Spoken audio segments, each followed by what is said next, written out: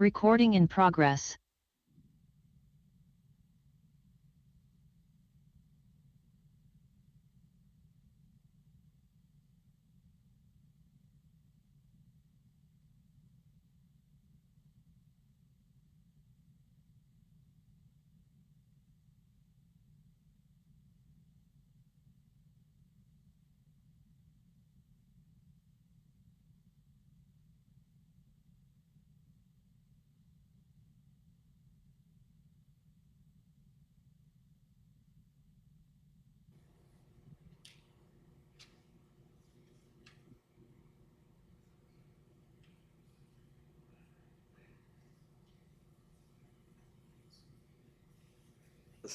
Silence before the storm.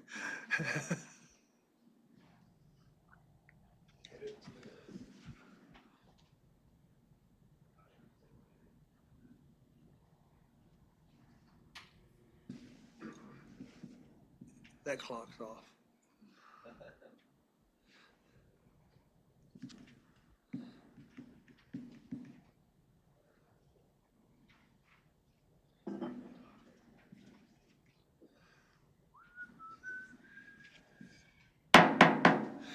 Good morning, everyone. Welcome to Thursday, December 4th, Advanced Plans Committee meeting. Before we do roll call, I want to make a quick announcement that Commissioner Doug High is going to be serving as an alternate for the Advanced Plans. So we welcome Commissioner. And now we'll get ready to do the big roll call. Commissioner Johnson, Commissioner Miles, Commissioner McKay, Commissioner Warren, Commissioner Nix, Commissioner Fry, present. Commissioner High as an alternate, present. And Chair Aldrich. Here. Mr. Chairman, you have a quorum. Thank you very much. Now everybody had an opportunity to look at the meeting summary for November 13th. If so, I would entertain a motion to accept and approve. Make a motion we accept and approve the meeting minutes. Is there a second? I'll second it. All in favor signify by saying aye. Aye. All opposed, same sign. Motion is passed. Agenda item number 3 is event centers in the county. Justin, and then I do want to say real quick too that I had the pleasure of sitting with the Board of County Commissioners at a workshop and got their input on quite a few items, and it was extremely beneficial and educational. And there were some changes that staff has made, and we're going to hear that right now. Mr. Justin. Good morning, everybody. Justin Constantino with the Planning Department here to talk about event centers in the county. Next slide, please. The recommended action this morning is to review the proposed changes to the Unified Zoning Code and the Comprehensive Plan and recommend approval to the full MAPC. Next slide, please. I will provide some background information. We've been working on this one for a little while. Answer some questions, any questions that you have. And then again, the goal here is to make a recommendation to the full MAPC. Next slide, please. I'll talk about the process. I'll talk about the background. As I mentioned before, we were working on this one for a little over a year. We have proposed changes. As Chair Aldrich just mentioned, we had a recent meeting with the Board of County Commissioners. So those changes and feedback that we received from the Board of County Commissioners will be reflected in the presentation today. And then we will go over the feedback that we've received both from the Advanced Plans Committee and the Board of County Commissioners. Next slide, please. A little bit about the process. Next slide.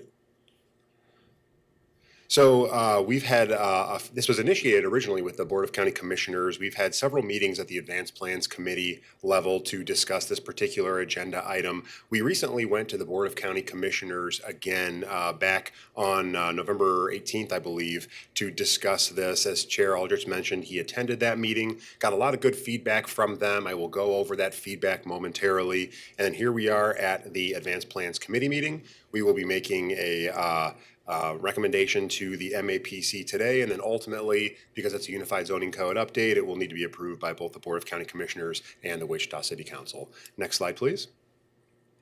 A little bit of background on the topic at hand. Next slide, please. So the last time we made changes to the Unified Zoning Code regarding event centers was in 2016. More than 20 acres, event centers were allowed by right.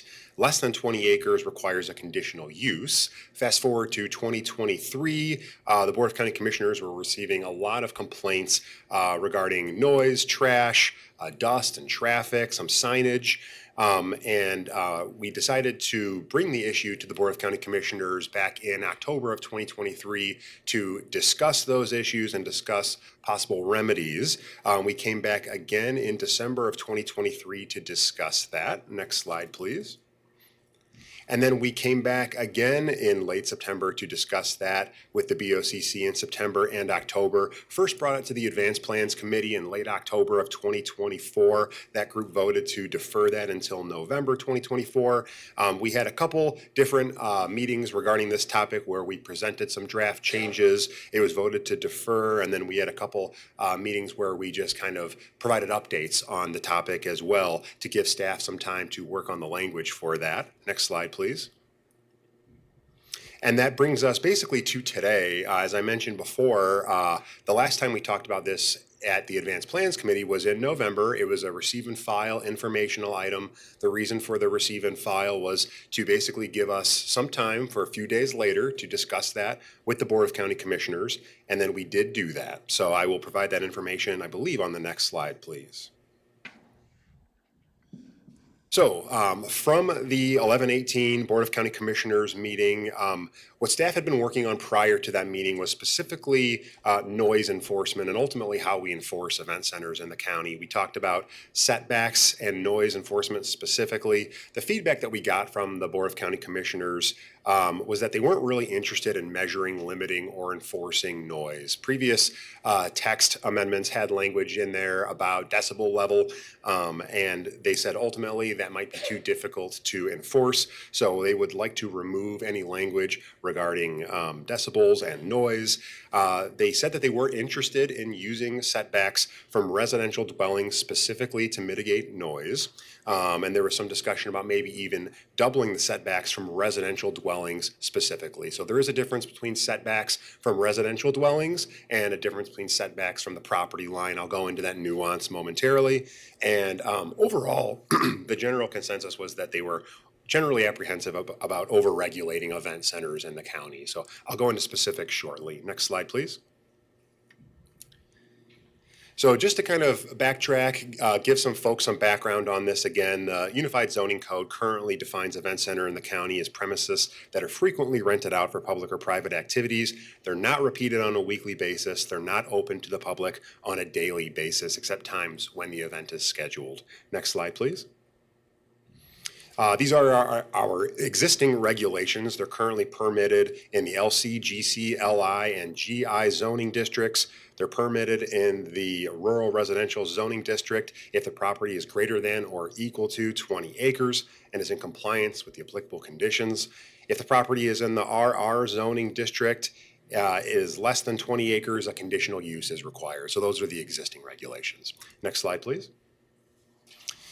For further existing regulations, parking, we do require parking on site, one space per 4 occupants. Obviously, ADA parking needs to be hard surfaced. Lighting shall be downcast, shielded with a height limitation. Next slide, please. Setbacks from the property line, currently 100 feet from the property line. I'll show a graphic in the upcoming slides that depicts this. Noise, currently no limitations. Next slide, please. Here is what it looks like in the Unified Zoning Code. The highlighted text there shows where event centers in the county is. The other additional highlighted text indicates that they are permitted by right on sites of 20 acres or greater. Next slide, please. Other communities, just a little bit of information about the research that we did leading up to this. Next slide, please. We reached out to about 10 counties, all locally and around here, to kind of see what information they had, how they were attacking this issue. Next slide, please. And what we found was that 60% at the time, this is when we first started doing this back in late 2023, early 2024, was that 60% of them did not have regulations in place. 20% were counties having specific regulations existing on the books. And then the other 20% were actively working towards specific regulations for event centers. Next slide, please. We also took a look at best practices. The American Planning Association had a really nice paper, a recent paper on this topic that we went through. Very similar to what we were experiencing here in Sedgwick County, similar concerns, drunk driving, traffic, noise, lights. But we did incorporate that information into a white paper. Next slide, please. So here are the proposed changes. Next slide, please. So there are two sets of changes. One is to the Unified Zoning Code. The other is a small text change in the comprehensive plan. I'll go over both of those. There was some talk about permitting, developing a permit process for this process, but today's discussion will focus specifically on the zoning code and the comprehensive plan. Next slide, please. Proposed changes to the zoning code. Next slide, please.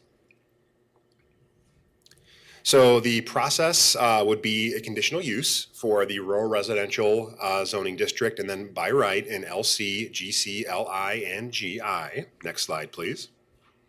Screening, generally not required unless it's determined by the MAPC or the governing body. Site plan for any application that comes in would be required for by right and conditional use event centers. Next slide, please. Hours of operation, we have that in there as 9 o'clock a.m. to 9 o'clock p.m. Sunday through Thursday, 9 a.m. until 12 o'clock a.m. on Friday and Saturday. And I wanted to highlight the information that came out of that recent BOCC meeting. We took out any language regarding enforcement of noise application.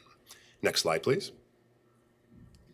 Maximum number of guests. The previous version, we had that capped at 299 maximum occupancy. Based on the feedback that we received from the Board of County Commissioners, we decided to remove that language. So the 299 maximum occupancy limit language was removed in this version. Next slide, please. Minimum property size. There was a lot of really good discussion at the Advanced Plans Committee level regarding property size. There's back and forth between whether the property should be 40 acres or 20 acres. Ultimately, the Advanced Plans Committee recommended 20 acres, and then that was echoed at the Board of County Commissioners meeting in November that the owner must have a minimum amount of contiguous property of 20 acres. Next slide, please. Zoning, setbacks. There was also a lot of discussion here about zoning setbacks regarding 200-foot distance to the property line, 400-foot distance. Advanced plans recommended 200 feet. That was also echoed at the Board of County Commissioners meeting. They recommended 200 feet. The 600-foot distance would be to existing residential units. That came out of the November BOCC meeting. The compromise there was to keep the distance kind of short from the property line, but if there is an existing residential dwelling, lots of times we're seeing a lot of residential development, traditional residential development now where it's more suburban feeling out in the county. That distance from those properties would be 600 feet. Next slide, please. So here's kind of a breakdown. I just went through all of those, but this is kind of a nice visual to show the changes that we made. The last time we brought this, the previous draft, that column is kind of in the center there. But the current changes for the current draft that you have in front of you today are shown on that right-hand side column. 20 minimum acre property size, distance to property line 200, distance to residential dwelling 600, taking out the noise and then taking out the maximum building occupancy. We still do have language in there regarding that the occupancy should be per the building and fire code. Next slide, please. So here's an existing map of an example of what it would look like. So this property size that you see here is 20 acres. It shows our existing 100-foot setbacks from the property line. We'll go to the next slide, please. And this is what's proposed. So this is the same 20-acre property with a setback showing 200 feet here. I have my cursor on the 200 feet. And this example, 600 feet, would be from the nearest residence. So in this hypothetical example, if there was a home located on this property here, the 600-foot distance would require the event center to be built kind of in the center of the property to make sure that we're maintaining that distance. Next slide, please. Here's the previous draft. We just wanted to include this to show what we had done previously. It's 200 feet, 300 feet, 40 acres, so big difference. You're looking at a 40-acre property now, but for all intents and purposes, that previous image is what we're going with. Next slide, please.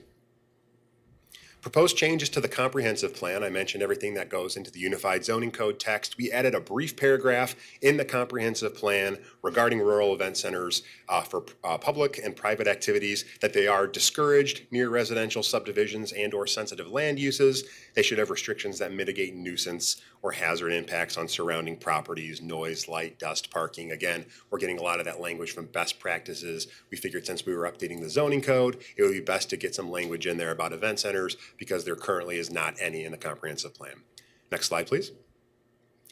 Again, just to reiterate the recommended action today, it's to review the proposed changes to the Unified Zoning Code and Comprehensive Plan and recommend approval to the MAPC. That concludes my presentation, and I'm available for any questions. Justin, thank you. Commissioner Johnson? Justin, if you had a parcel with, Joe, you need to use your mic, please. and residential on both sides, it'd be impossible to build, basically, right? It would be very difficult to build, yes. Mr. Fry? Thank you. Appreciate the presentation, Justin, and like the bow tie. Thank you. Related to Commissioner Johnson's question, what about existing event centers that are within the 600 feet perimeter? It's my understanding, and I'm open to correction, but I believe that those would be grandfathered in at this point. Speaks to that in the code? Okay. And then I know you mentioned that the decibel limit language was removed, but I saw in the previous minutes that the decibel limit will be replaced with text prohibiting plainly audible music, blah, blah, blah, blah. Does that still remain in, or is that removed as well? That was removed as well. So we had a really good discussion about that. Staff met about 3 times to discuss that. And we ultimately took the 65 decibel limit out, added additional language in there about what could be reasonably heard from the property line by a reasonable human being. That was discussed at the 11/18 BOCC meeting. We ultimately took that language out too. So there is no reference to noise currently in the draft. So anybody can go in and do whatever they want as a noise level? That's how it's written currently, yes. Yeah, All I right, think thank that you. was the whisper clause. And we do have hours of operation in there as well. So hopefully that would mitigate the length of time for that. Speaking of the hours of operation, I like to see an adjustment on that, where currently the hours of operation is 9 a.m. to 9 p.m., Sunday through Thursday, and 9 a.m. to 12, Friday through Saturday. Again, being out in the county, I think, and plus that, when you look at the city of Wichita, their hours of operation, this would make it more restrictive than what the city would be. So I like to see the change go from 9 a.m. to 12 a.m. across the board. Thank you. That's noted. And you're saying that's because that's what the cities are? Is that what you just said? No, again, I don't want it to be more restrictive than what the city is. And what's the city's hours? Cities is like, I know you can shoot off fireworks until what, 11 o'clock? I believe. You know, so I'm not saying they're gonna go out there and shoot guns or anything else, but, you know, to me, it's more restrictive. And again, being out in the county, you know, if you have a wedding venue or something like that out there, a lot of times those things, the party aspect of it doesn't even start until about 9 o'clock. So if nothing else, I think it should be the hours of operation just be the same across the board. Sure. Yeah, I think we have. I know that we do in the Unified Zoning Code. We do have noise ordinance for the city, and then for event centers in the city. I can't recall what the hours are for that at the moment. But we can get that information and pass it along. You know, and I know some of the county commissioners, in the conversations, you know, they weren't even overly thrilled about even having limits on the hours of operations in the county. Sure. But that would be up to them if they want to keep that, adjust it out, or leave it, or whatever. But I think at least it should just be across the board, all the way through. Again, the fact that it's out there in the county.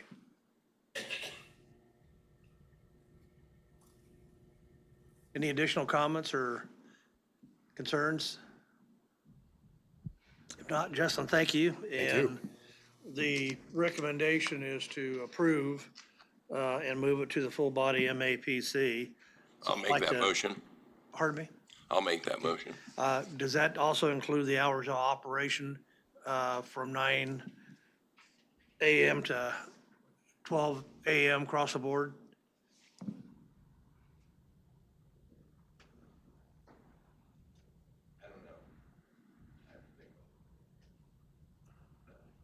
Again, this is the county, so. Yes, I would not have any problem with that. And we have you a said the county did have that discussion at the 18th, and they were consistent in that. Did they talk about those Monday through Sunday hours? I know we specifically discussed noise. I don't recall them specifically talking about limiting or expanding the hours of operation at that meeting. No, I know, I'm sorry. if I could, Scott Wadle. So at the discussion, at the BOCC staff meeting, there was a presentation that did talk about hours, and I think that there was a correction to make sure that the hours lined up for the noise with the hours of the operation. But in terms of whether or not there were any changes to the hours, beyond that, there was no other discussion about modifying the hours. Well, I don't have the minutes in front of me on that, but I know that Commissioner Beatty made the comment that, again, out in the county, the restrictions and everything else, he wasn't a fan of even having limits on that. And I know when I was part of that discussion, I brought up making it more restrictive than what the city is, and they agreed that they didn't want to do that. But, that was pretty much on the discussion. Counselor, is that about how it went, or do you see things differently? Justin Wagner, County Councilor. And from my recollection, I think there was maybe some limited discussion. I just don't feel like that was talked about very much. I'm trying. I can't remember all the specifics, Chairman, and I apologize for that. But I think if it was talked about, it was kind of more of a limited comment, I would say. I will note that we did include kind of draft meeting notes from that 11/18 meeting in your packet. I don't recall putting that information in there, but as Justin mentioned, it was certainly a discussion point, but I don't know the amount of substance behind it. Okay, thank you. Yes. Any additional discussion? If not, we have a motion. Is there a second?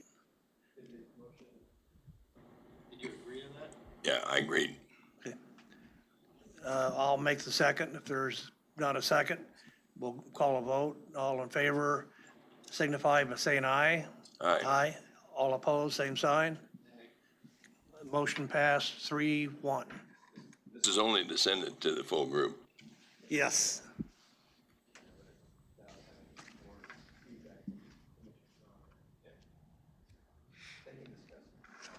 Thank you. Okay, Justin, thank you, sir. Next agenda item is accessory apartments update. Item number 4. Raquel, that's you.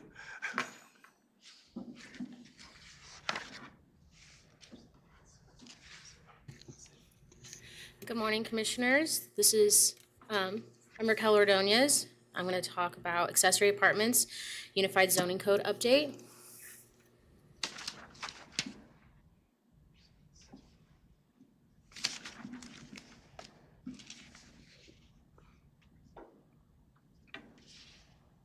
All right, let's get started. Next slide, please. So just to start off, the recommended action is to identify the preferred amendments to the Unified Zoning Code. We have a couple different options regarding the approval process, and then we have some recommended additional conditions for accessory apartments within the established central area versus outside the established central area. So identifying which way you would like to go, and then recommending that the MAPC approve, and then recommend approval by the governing bodies. Next slide, please. So I'm gonna go through a bit of background, the existing regulations, some research into other communities, the proposed changes, and then we'll return to the recommended action. Next slide, please.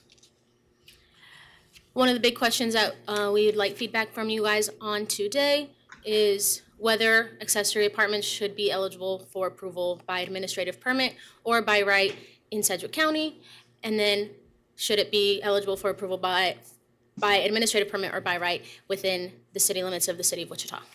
Next slide, please. So a little bit of background. Next slide. This is our process so far. We've come to before this body a couple times to discuss proposed changes with the Advanced Plans Committee. This item was also brought to the Board of County Commissioners on November 18th.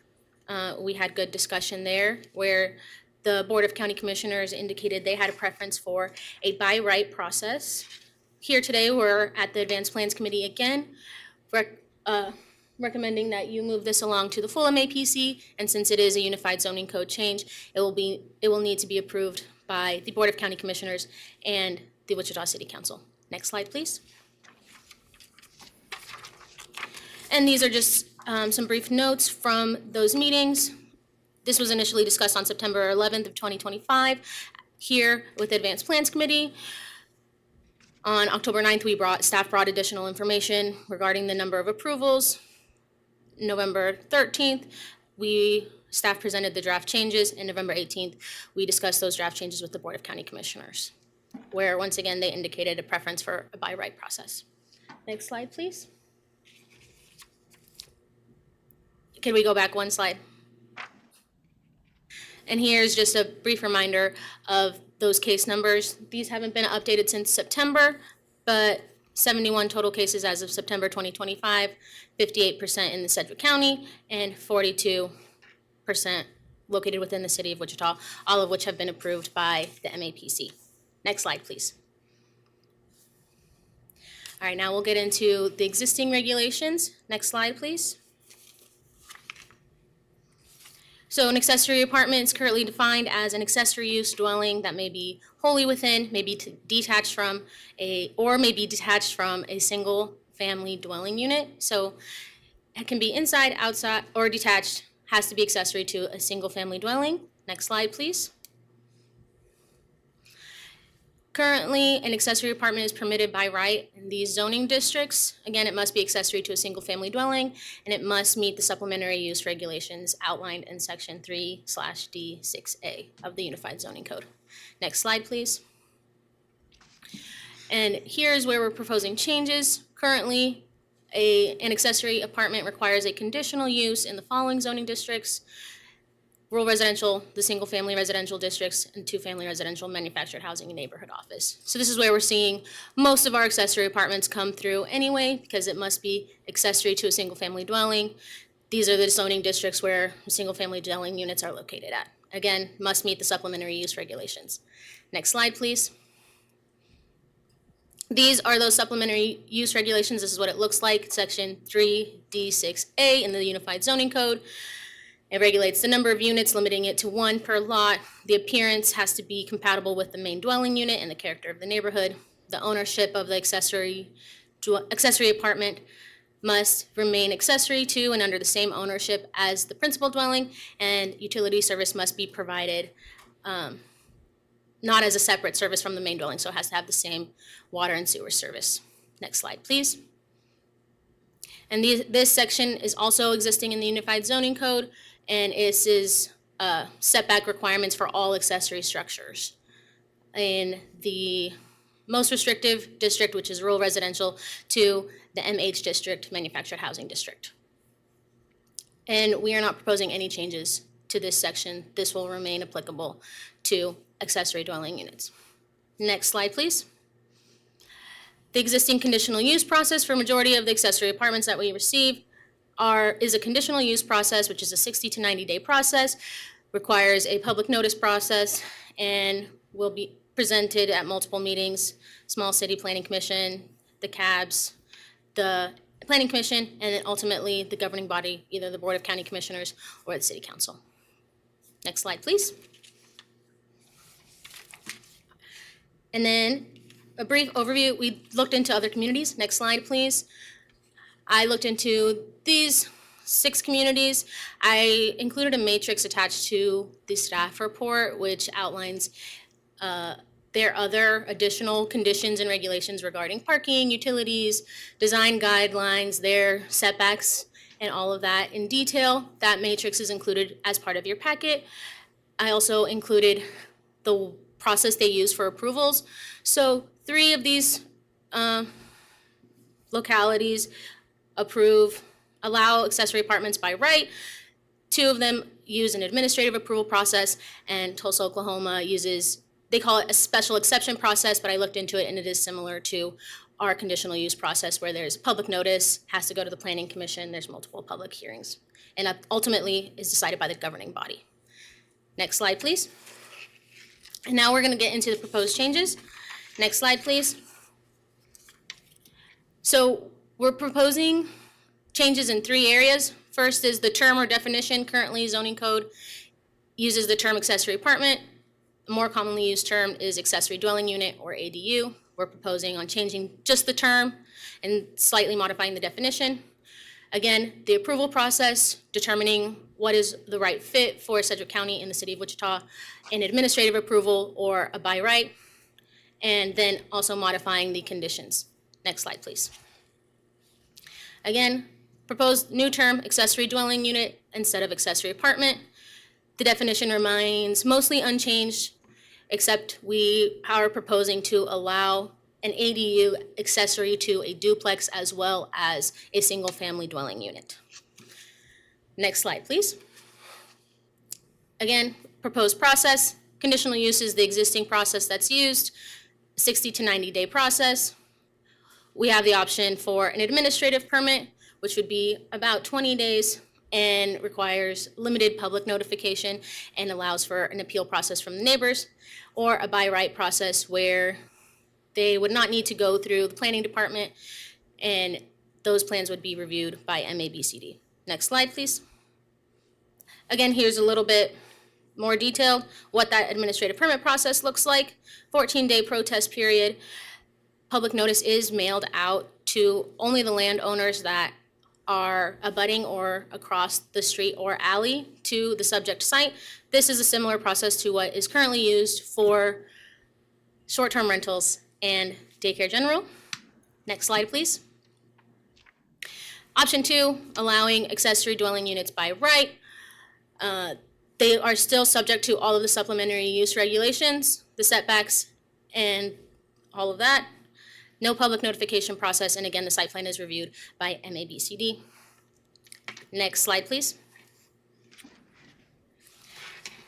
Here is the number of units. This is an existing supplementary use regulation limiting the number of accessory dwelling units to 1 per lot.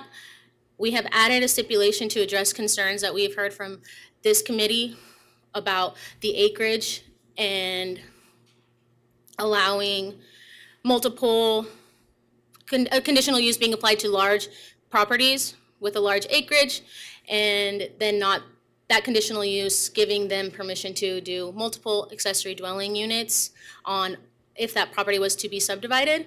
So here we added language that would require each additional accessory dwelling unit to go through the process. So again, this would only be applicable if, in the end, the process would be an administrative permit.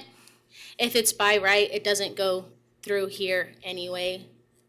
Again, the county indicated a preference for by right in the county on those large properties. So again, staff tried to address that concern here, though, by if the process is determined to be by administrative permit, that each additional accessory dwelling unit would be required to go through the process. A singular number of 1 would be permitted by each administrative permit or conditional use, depending on how the process plays out. Quick question on Yes. that. Just to clarify, that would still prevent multiple units being built on the property, correct? Correct. Okay, thank you. Yes. Next slide, please.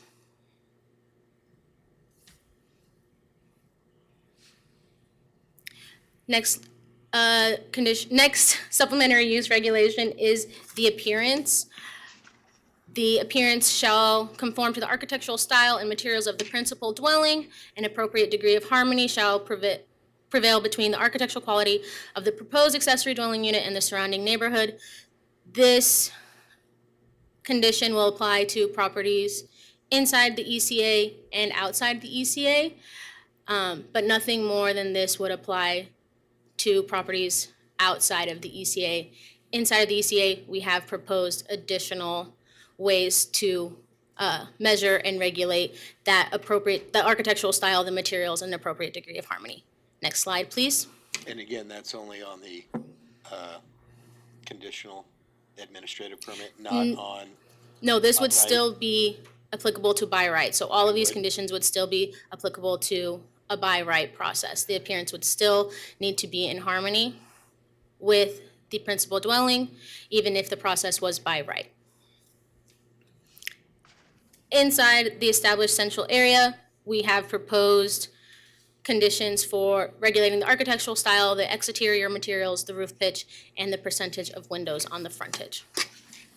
So the architectural style of the accessory dwelling unit shall reflect the architectural style of the principal dwelling or the surrounding area. Again, these conditions will only apply within the established central area, no matter the process, either by right or by administrative permit. Next slide, please. Exterior materials, we have proposed that the exterior finish materials shall meet one of the following. So applicants will have the option to either match the finished materials to the existing principal structure on the lot, or the accessory dwelling unit must have siding made from sturdy materials such as wood, composite boards, vinyl, and the siding must be composed in a shingle pattern or a horizontal pattern, and the boards must be 6 inches or less in width. That's just to maintain a residential feel of ADUs within the established central area. so again, this would only apply to structures within the ECA. That's correct. Next slide, please. The roof pitch must meet one of the following. Again, applicants will have an option. Either the pitch of the roof must be the same as the principal structure, or the pitch of the roof must be at least 6/12, and windows at least 5% of the total area of the street-facing facade shall be windows. So gotta have at least some windows on the front of an ADU. It, again, only within the established central area. Next slide, please. Ownership has remained relatively unchanged. Accessory dwelling units must remain accessory and under the same ownership, just adding that it's accessory to a duplex as well, and then adding an additional stipulation that when an applicant is requesting an ADU on a lot with a duplex, both sides of the duplex shall be on the same zoning lot and under the same ownership to avoid any issues with a split lot or dual ownership on either side. And also, a lot with a duplex will only be allowed one ADU, not one on either side of the duplex. There's a duplex and then one additional dwelling unit. The appraiser's office thanks you for doing that. Next slide, please. Utility service remains unchanged, has to be the same as the main dwelling unit. And then we've also just included a reference to all accessory dwelling units shall be subject to the accessory development and performance standards. So the setbacks for all accessory structures, those are only applicable for accessory structures in rural residential to manufactured housing. This would make those setbacks apply to ADUs in all zoning districts. So not just the most restrictive, it would be all. But again, it's not very common that it's in a different zoning district because an ADU must be accessory to either a single-family dwelling unit or a duplex. Next slide, please. size.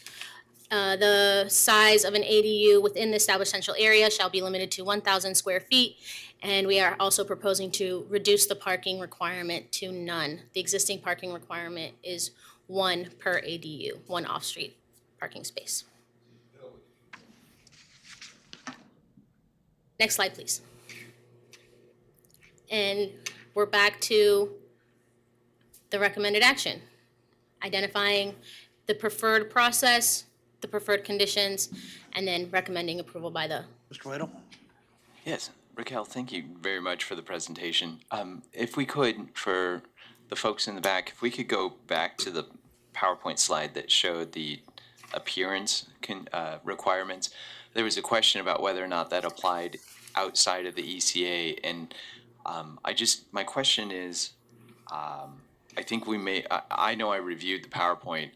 I believe I didn't catch this. I think that might actually be referring to an older version, because as I look through the current regulations Right. for both by right and by the admin permit, I see that we have design requirements for accessory apartments that would be in the ECA, but I don't believe that I see them for those outside, and I may be looking in the wrong spot. So No, just wanna I believe check. you're correct. That is my mistake. Yes, so the appearance requirements are only for within the ECA. No appearance requirements outside of the ECA. Any additional comments or questions from the commission? Yes, Commissioner Fry? Thank you. So just help me understand, is that all because of the Places for People plan? Is that to try to make it in conformance with that? If I could, yes, sir, that's correct. And the other thing too, I guess that I would highlight is just that we're talking about a process to fast track it and make it easier. And so what we wanted to be in conformance with that plan. And if folks wanted to do a style or a design that was not in conformance with it, they could still apply to go through the process that's available today. And just to be clear, no on-site parking required within the ECA, where most of our parking challenges exist. That is correct. And final question, well, not final, there's always gonna be a final question. HOA covenants would still supersede everything in this, correct? So an HOA didn't allow this, even by right, they couldn't do it, correct? Yes, sir. That would be Thank you. correct. And just a point of clarification for the parking requirement, it's both inside and outside the ECA. No parking required across the board. So the design standards and the uniformity are only within the ECA, but parking is across the board. That is correct. Okay. And I know we said that the county has preferred by right in the county. What was the city's recommendation? Did they have one? We have not taken it through a similar process with the city. There was interest expressed at the county, and that's why but it has not gone to the city yet. So you were the first body to consider this. Any additional questions? Done a good job of putting this together, but I'm still trying to figure out the. Push your button. I am. Oh, Hang on, microphones are a little. Thank you. You did a good job of putting together a presentation. I appreciate that. My question is, what is actually the action that we're approving? Are we approving administrative versus by right, or are we approving this action here? And if we're approving this action, does this action mean administrative and not by right? If I could, sir, excellent question, and I think that gets kind of the heart of the issue, which is we have two. We've got the existing one, and then there are the way that it's done today, right? Existing code, and then there are two options for how to proceed. You can do by administrative permit, or you can do it by right. The preference that's been expressed so far from what we've heard from the county commission is for by right in the county. We've not had it reviewed or discussed at the city at a similar level. So our question for you all is, A, should there be a change to how it's processed in the city? Should there be a fast track option like we've discussed? And if yes, then should that process be through an administrative permit or by right? And what is it currently? Currently, it requires a conditional use, so you have to go to the planning commission, the DAB, and possibly all the way to the city council. Similar to Tulsa then? Yes, sir. Okay, but that's for the city, right? That's correct. Okay, Well, 'cause- it's actually for both right now, but we have heard that the county indicated preference for by right. Right, but I thought right now what we were doing is focusing strictly on the county aspect of it, since, the city's a different world, per se. We certainly can, absolutely. If we wanted to give you the whole range of options, Yes. Yeah, let the city do what the city do and just focus strictly right now on the county. So the option by county, that's especially, with the consensus that I recall from the Board of County Commissioners was by right. So I could make a motion if you're willing to accept. Yes. Okay, so I propose that we approve the preferred amendments to the UZC concerning accessory apartments with a per right use in the county. By right, did I say, yeah, by right in the county. Is there a second? Second. Okay, we have a motion and a second. All in favor signify by saying aye. Aye. And opposed, same sign. Motion passed 4-0. Thank you very much. Okay, thank you. Thank you very much. Justin is up for discussion of the comprehensive plan. The recommend action on this is review and recommend action to the full body MAPC. Good morning. Good to see you all again. Justin Constantino with the Planning Department here to talk about the annual review of the comprehensive plan. If we can go to that slideshow, please.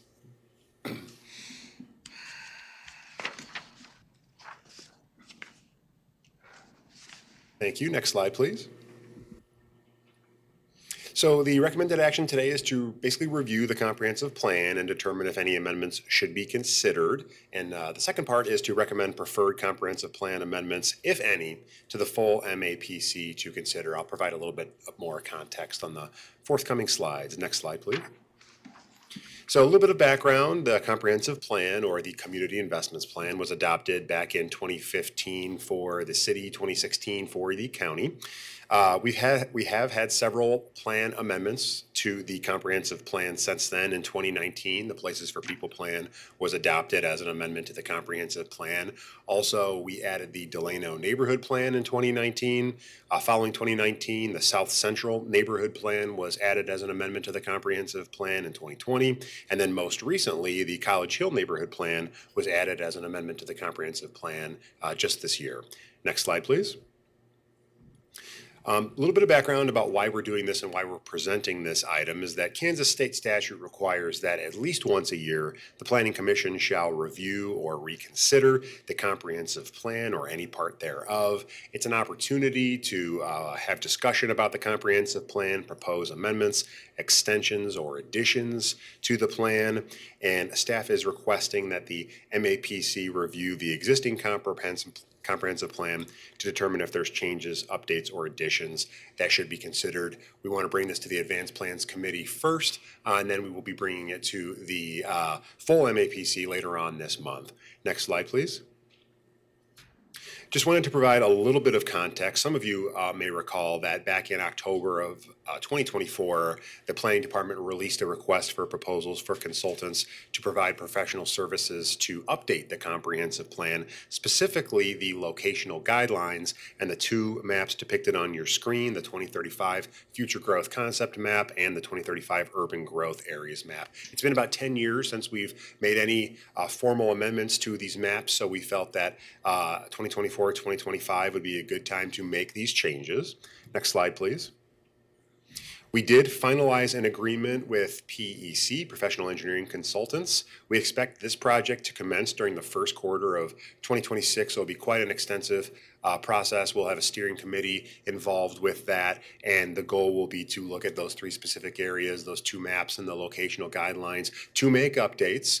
So those are kind of two different conversations. One is this separate project, but we wanted to bring it up in the context of our annual review of the comprehensive plan. Next slide, please.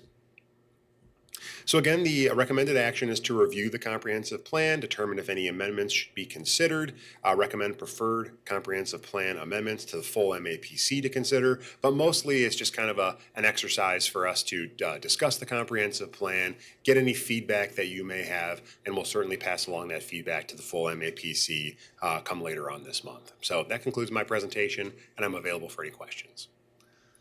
Commissioner Fry? Thank you. Looking at the 2035 future growth concept map and the previous community investments plan, it had the Northwest Expressway penciled in. I know that KDOT is doing a new major infrastructure study related to that. I think it's supposed to come out maybe by the spring. I would hope that that would be included and considered as part of this comprehensive plan. Sure. Thank you.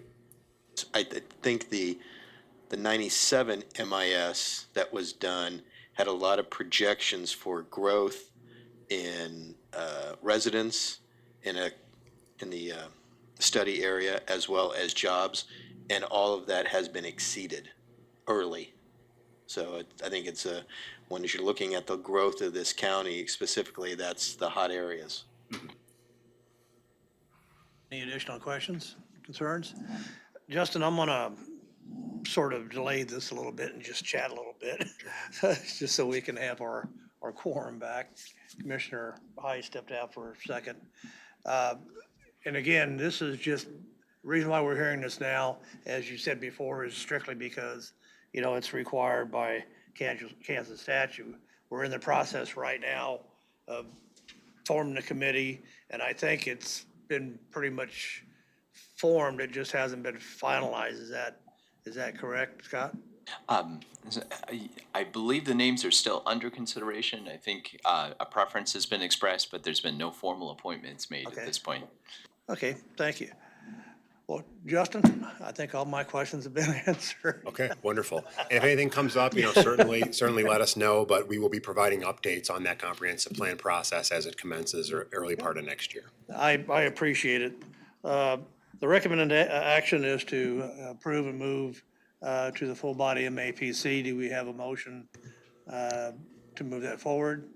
I will make that motion. Is there a second? Second. We have motion and second. Scott? Sorry, sir, just a quick clarification. So does the motion currently recommend no additional changes other than the process that already have underway? I'm assuming that is correct, considering we're gonna be making changes here in a few months. So, as it stands, we have again, motion and a second, to move it forward. All in favor signify by saying aye. Aye. Opposed, same sign. Motion passed 4-0. Thank you, sir. Just get a quick clarification. Everything else is receive and file, so we won't be voting on it. Commissioner Fry, if you still have some time, I'd like to, did you want to, because I know you were busy, or not busy, but you had some other commitments, and I appreciate you coming in. Okay, great. Okay, thank you, sir. All right, so next updates for College Hill overlay.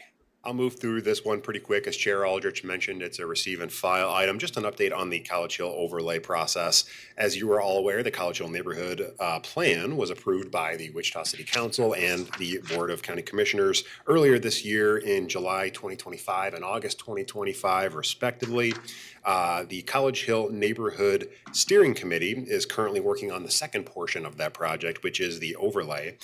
They have met twice in the month of November, once on November 5th to discuss residential design guidelines, and then again a week later on November 12th to discuss commercial design guidelines. Both of those meetings were held locally in the community. Planning staff is currently working with the project team to develop a public survey to gather additional public input on the proposed design standards in the College Hill overlay. We hope to release the public online survey this month. So we got a lot of good feedback from the steering committee. The survey will reflect the feedback that we received from the steering committee, and we hope to release that publicly this month.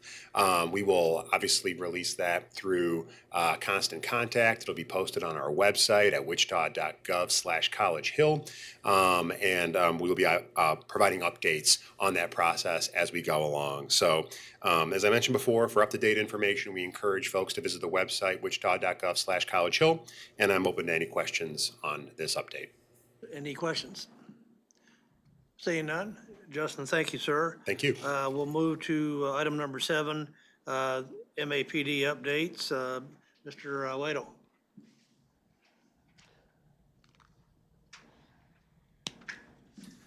Yes, sir. So for this one, I'll just use the handout that was included as part of the packet. So on page 2, up at the top, the non-subdivision cases at the MAPC, you can see that we're at 273, which is really close to where we were in 2023. The way that we calculate this is not by the MAPC meetings in a given year, but by how many applications come in a certain period of time in a given year. So we still have the potential for additional cases to be added. So I suspect that we'll surpass where we were in 2023. Yeah. And so then the other flip side of that, though, is also how much the ability of staff to process the applications and cases. And the relatively good news is that if you look at the table at the bottom, our average number of items, non-subdivision items at an MAPC meeting, the average was 11. The median was also 11. So that paints a picture where it is doable for staff to handle. If we go to the next page, on page 3, what we'll find, though, is that that average is spread out over a whole host of meetings, and some of those were quite high. Especially recently, we've got 3 meetings that were really above what we can handle comfortably. The nice thing, the good positive news out of that, though, is that a lot of them have been for accessory apartments or for fairly typical cases that aren't generally controversial. So that's been helpful. But what we do see is that when we get 3 meetings in a row that are like that, well above what staff can handle at an easy pace, that can be a little bit challenging, but we've been fortunate because we have a number of staff. We've been able to spread the work, and we also have staff that are gaining more experience, so they're able to handle more cases as needed. So very fortunate in that situation. On bottom of page 3, you'll see the table. The highlighted ones are instances at MAPC meetings where, again, the case volume has really exceeded what we say that staff could handle at a normal level. On page 4, so we've transitioned now to subdivision cases. We've had 71 year to date. Again, very close to that high of 78. So we'll see where we end up. In terms of the number of lots, same story as you've heard all year. The number of lots is lower than what we've seen. So in this case, this year, what we're seeing a lot more subdivisions taking place in the county that are for large lot rural subdivisions. So, and you see that reflected on the next graph there as well. The number of on page 5, the number of subdivision cases that are showing up at the MAPC meetings, significantly variable. It just goes up and down throughout the year. And I believe if it's on, I can't remember if it's on this agenda or no, I think it will be at the next MAPC agenda. We had like 10 subdivision cases submitted. So subdivision committee's been very busy. If we go to page 6, administrative adjustments, I really appreciate the questions that you all have had and kind of getting the perspective and being able to tell the story about what's going on with these. So this year, we've had 101 of those. Overwhelming majority are based on setback modifications. And then we've got definitions or explanation about what those are, kind of 1 through 11 at the bottom of the page there. So I don't know that there's anything to really call attention to, just know that we're keeping an eye on it, and I appreciate staff going through these. And I appreciate the questions, because these are something that really, unless you're an adjacent property owner or you see the sign, there's really not a lot that goes on in terms of public engagement with these. On page 7, our staffing, we still have the frozen position in advanced plans.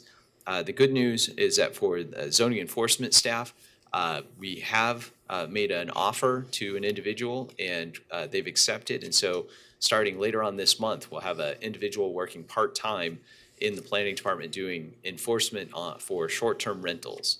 So looking forward to that. I know JR especially is. So on page 8, just a little bit of information about how we engage with the public. In terms of website hits, this information lags a little bit, so we don't have November's information updated. But again, you can see our top 5 hits at the bottom of the page. And primarily it's on what's happening with cases in terms of activity. But we do have that outlier of McConnell all of a sudden jumped up to the top. And I'm not really sure why, but it's very interesting to see. Short-term rentals in the city on page 9. We're just steady Eddie on that one. We've not seen a huge burst of applications on that. I think we've kind of hit a little bit of an equilibrium on that. Short-term rentals in the county, page 10, you just covered that earlier today. Page 11, solar energy conversion systems in the city, and that is scheduled for December 16th for the city council to consider. These are the same amendments that the county adopted, and so we'll be asking if the city council is in favor of adopting those as well, so then we can have that unified code. Public notifications on page 12. For that one, we've got it scheduled for your next meeting, so we'll be talking about that then. Development signs in Sedgwick County, page 13. No real news on this one, other than I would just indicate that we do have new signs. You may have seen those out and about. It's because our vendor could no longer provide the paper signs. They called us one day and said we can no longer get it. So we've actually transitioned to a slightly bigger sign, and it's made out of the plastic now, so it's more weatherproof. And we did some slight modifications, like putting the county and the city seals on it to make it look more official. So we'll have an opportunity to talk about more modifications in the future, but for right now, these were just what we could do very quickly. Page 14, event centers in the county, we discussed that one. Page 15, we discussed the College Hill overlay. Page 16, parking and zoning. We're waiting on the steering committee to be formed for that one, similar to the comprehensive plan. And the comprehensive plan, by the way, is on page 17, so that covers both of those. So with that, I'll stand for any questions. Commissioner Fry? Thank you, Scott. Appreciate the information related to the public notifications, city and county. I think you mentioned that it's going back to the county, but has the city made a decision, or has there been action on that related to city notifications? We've, no, they've not actually formalized it, and this is the process. It'll be coming to you to kind of kick that off. So far, what we've heard is kind of, I would call it, it's been formal in the sense that it's gone to a workshop, but it's been informal in terms of there's never been an action on the city's behalf for it. So we are now taking it through that process with you all. Thank you. I just want to make sure I didn't miss a step there. Sure. Scott, I got a quick question. You may not be able to answer this or not, but going back to the your web page hits, Yes, sir. for example, like with McConnell, can you determine whether those inquiries were intrastate or were they out of state? Interesting question. I'll post that to our technical team and see if they can get an answer on that one. And so we'll report back what we find out at the next meeting. Yeah, I'm just sort of curious on that. If you if you're able to do that or not. Okay. Yeah, we can check. Any additional questions? If not, Scott, thank you for the updates. Also, we have in front of us the 2006 calendar for the advanced plans meetings.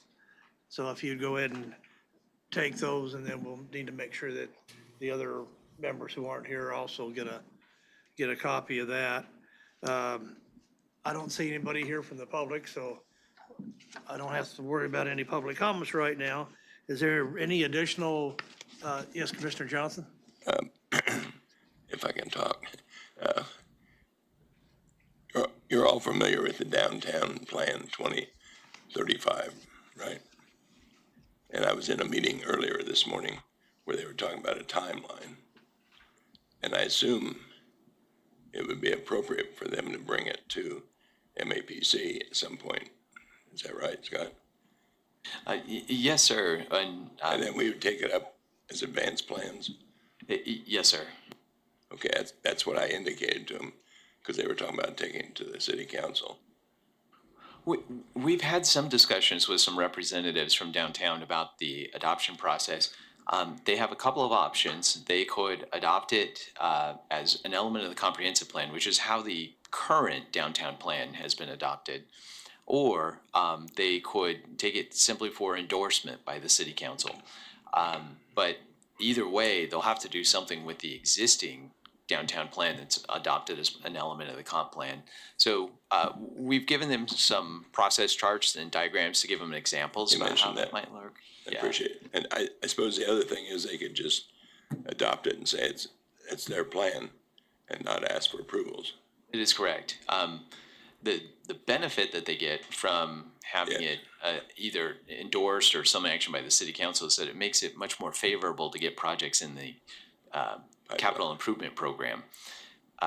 The benefit of having it in the adopted as an element of the comprehensive plan is that there's an there's a review of the CIPs to make sure they're consistent or in conformance with the comprehensive plan.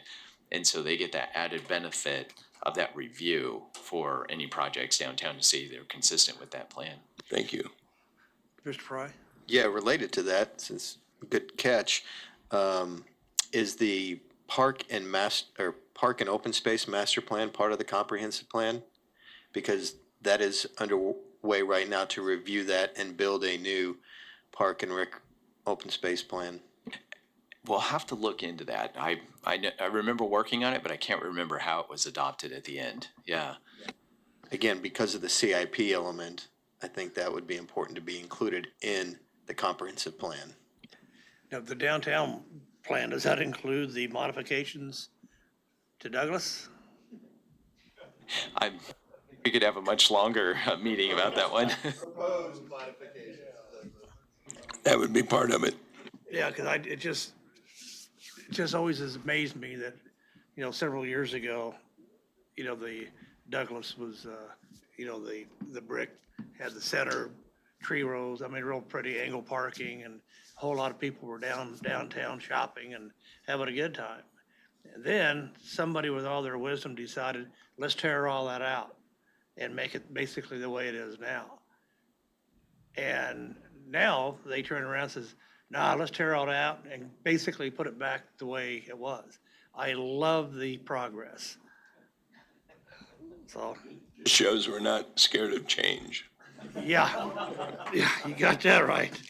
Scott, like are there moving other your- borough plans? Like moving your house furniture around every time. There are, there's actually a plan that we should probably add to the list, but we've got the Midtown plan that we're working towards. They don't have a steering committee yet. They've not met. There's no work being done on it yet. That is the only other plan that I can think of besides maybe some infrastructure projects like the connecting communities up in the North Industrial area. And then how about the bicycle and walkability plan? That's been canceled. Those have been officially, there's been action, well, the pedestrian plan is a number of years old, and that was officially endorsed. It was not adopted, but it was endorsed by the council. And the bicycle plan, I believe, was similarly endorsed by the council. We're almost to Augusta, right? For the Redbud path, yes, sir. Okay, if there's not any additional new business or comments, our next scheduled meeting is January the 15th at 10 a.m. We're adjourned, and thank everyone. Thanks. Really appreciate it.